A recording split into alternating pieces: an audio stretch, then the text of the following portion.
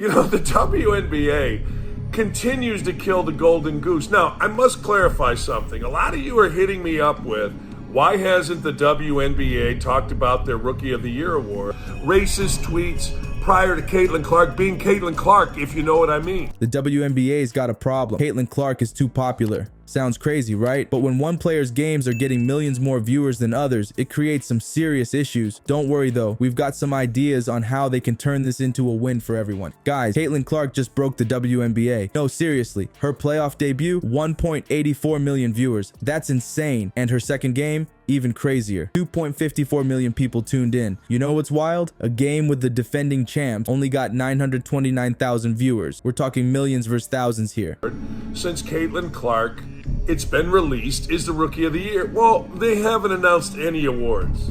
So as much as I rag on the WNBA and their handling of Caitlin Clark, can we please cut that out? But here's the crazy part. This popularity might actually be causing problems. Imagine being so good that you're giving the league headaches. That's Caitlin Clark right now. Stick around, because we're about to dive into why the WNBA commissioner might be losing sleep over this. Trust me, you don't want to miss it. Before we move on, I'd like to ask you a small favor. If you appreciate this content, please take a second to like this video and subscribe to the channel. Over 98% of you watch the videos without subscribing. It costs you nothing, but it makes a huge difference to us. So, did you click the subscribe button? Great. Thank you so much. Now back to the video. You know what's wild? The WNBA might actually be scared of Caitlin Clark's success. Here's why. Clark's popularity is like a spotlight, and it's shining on some uncomfortable truths about the league. We're not just talking basketball here. This is about race, media bias, and a whole lot of awkward conversations the WNBA isn't ready to have. Let's break it down.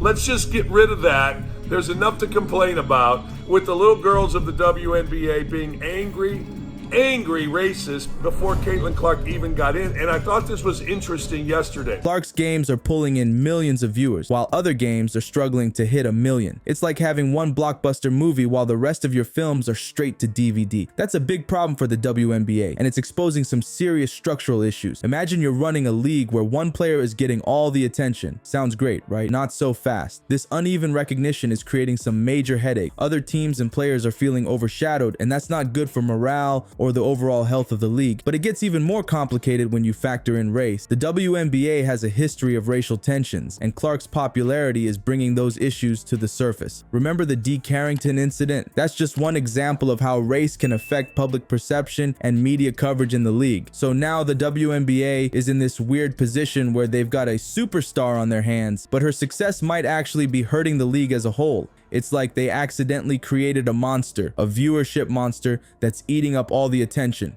And here's the thing, this isn't just about Caitlin Clark, it's about the future of the WNBA.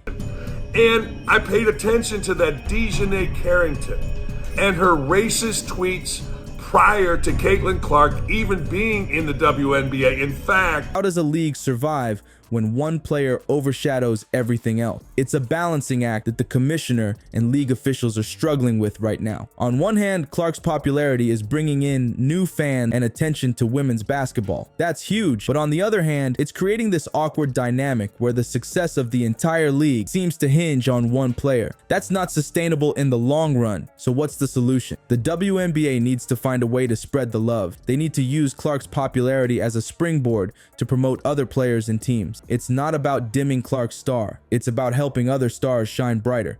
Remember when I told you Dawn Staley went on with Mike Tirico during the Olympics and talked about how Caitlin Clark maybe coulda, shoulda been on the Olympic team?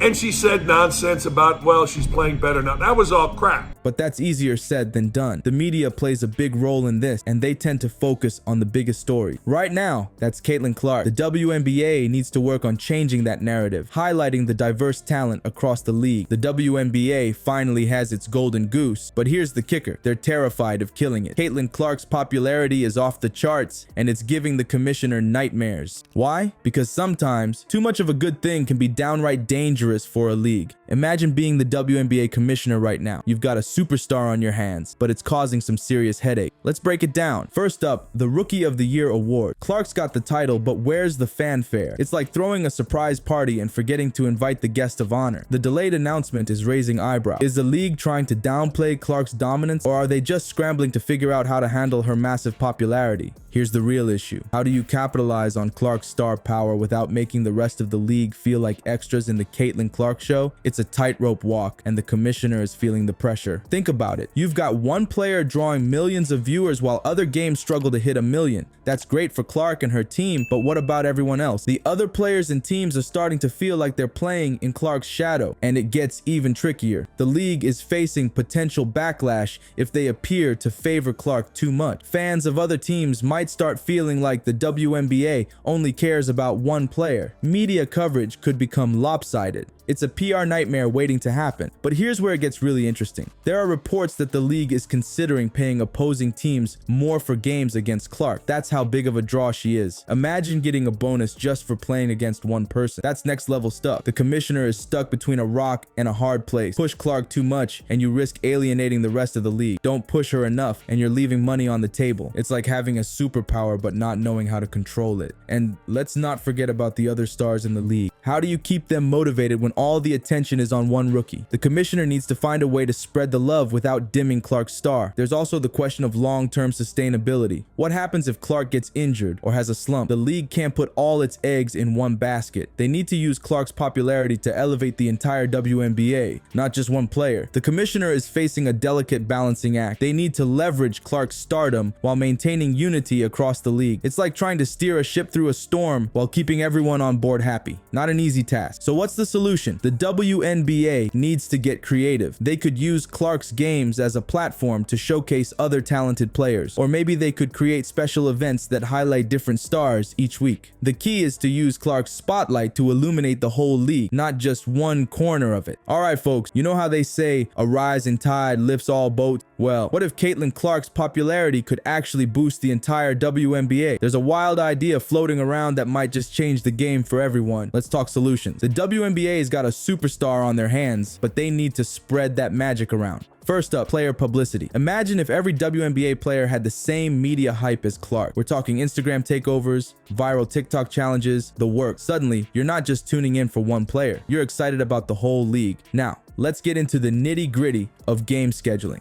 Picture this: strategic matchups that maximize ratings across the board. You've got Clark's team facing off against other fan favorites, creating must-watch events throughout the season. It's like the NBA's Christmas Day games, but spread out all year long. But here's where it gets really interesting. The WNBA's got diversity on its side, and it's time to use it. We're talking about embracing different playing styles, backgrounds, and personalities. Imagine promotions that celebrate this diversity, tapping into various fan bases and creating a more inclusive environment. It's not just about one star, it's about a constellation of talent. Now, here's a crazy idea that's actually being tossed around: paying players more for games against Caitlin Clark. You heard that right. As one source put it, imagine getting a bonus just for playing against one person. That's next level stuff. It sounds wild, but it could be a game changer. Suddenly, every matchup against Clark becomes a high stakes showdown. But let's think bigger. What if we could use these strategies to spread the viewership love across the entire league? It's not about dimming Clark's star. It's about helping other stars shine just as bright. We're talking about transforming the WNBA's biggest challenge into its biggest opportunity. Picture a league where every game feels like a must-watch event, where fans are just as excited to see a rookie sensation as they are to watch seasoned veteran. A league where the diversity of talent is celebrated and showcased at every turn. This isn't just about solving a problem. It's about taking the WNBA to a whole new level. We're talking about turning one player's popularity into a launchpad for the entire league. It's like using Clark's spotlight to illuminate the whole court, not just one corner. And here's the kicker: this isn't just good for the players and the league. It's great for us fans too. More exciting games, more diverse talent to root for, and a league that feels more inclusive and dynamic than ever before. It's a win-win-win situation. So, how do we make this happen? It starts with us. As fans, we've got more power than we realize. Our viewership, our social media engagement, our merch purchases, it all adds up. When we show up for all players, not just the biggest names. We're sending a message to the league. All right, let's talk about the future of the WNBA. Clark's blowing up the rating, but it's causing some serious headaches for the league. The big question is, how do they spread that Clark magic around? Here's the thing. The WNBA's got a chance to turn this whole situation into a win. They could use Clark's popularity to shine a spotlight on all the amazing talent in the league. But it's not just up to them. We've got a part to play too. You know what's crazy? We've got more power than we think. Every time we watch a game, post about it, or buy some merch, we're sending a message. We're telling the league what we want to see. This could be the moment that takes women's basketball to a whole new level. Are you ready for it?